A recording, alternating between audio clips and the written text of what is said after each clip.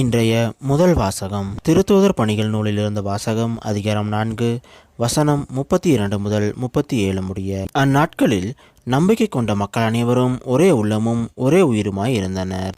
அவர்களுள் எவரும் தமது உடைமையை தம்முடையதாக கருதவில்லை. எல்லாம் அவர்களுக்கு பொதுவாய் இருந்தது.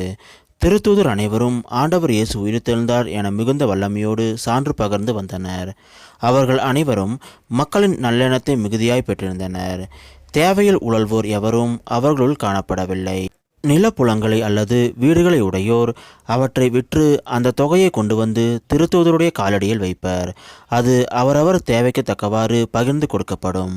சைப்பரேசு தீவை சேர்ந்த யோசேப்பு என்னும் லேவியர் ஒருவர் இருந்தார். இவருக்கு திருத்தூதர்கள் ஊக்குவிக்கும் பண்பு கொண்டவர் என்று பொருள்படும் பர்னபா என்னும் பெயரை கொடுத்திருந்தார்கள். அவர் தமது நிலத்தை விற்று அந்த பணத்தை கொண்டு வந்து திருத்தூதர்களது காலடியில் வைத்தார். இது ஆண்டவர் வழங்கும் அருள்வாக்கு.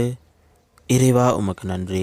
இன்றைய நற்செய்தி புனித யோவான் எழுதிய நற்செய்தியிலிருந்து வாசகம் அதிகாரம் 3 வசனம் 7 முதல் 15 முடிய. அக்காலத்தில் இயேசு நிக்கதேமிடம் கூறியது, நீங்கள் மறுபடியும் பிறக்க வேண்டும் என்று நான் உமக்கு கூறியது பற்றி நீர் வியப்படைய வேண்டாம். காற்று விரும்பிய திசையில் வீசுகிறது, அதன் ஓசை உமக்கு கேட்கிறது, ஆனால் அது எங்கிருந்து வருகிறது என்றும் எங்கு செல்கிறது என்றும் உமக்கு தெரியாது. தூய ஆவியால் பிறந்த அனைவருக்கும் இது பொருந்தும் என்றார். நிக்கதேம் அவரை பார்த்து, இது எப்படி நிகழ முடியும் என்று கேட்டார்.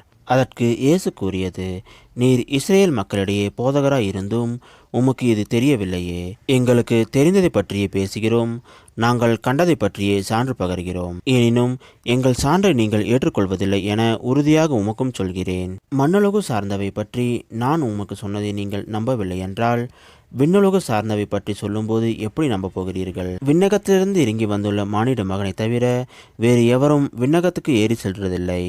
பாலை நிலத்தில் மோசேயால் பாம்பு உயர்த்தப்பட்டது போல மானிட மகனும் உயர்த்தப்பட வேண்டும். இது கிறிஸ்து வழங்கும் நற்செய்தி. கிறிஸ்துவே உமக்கு புகழ்.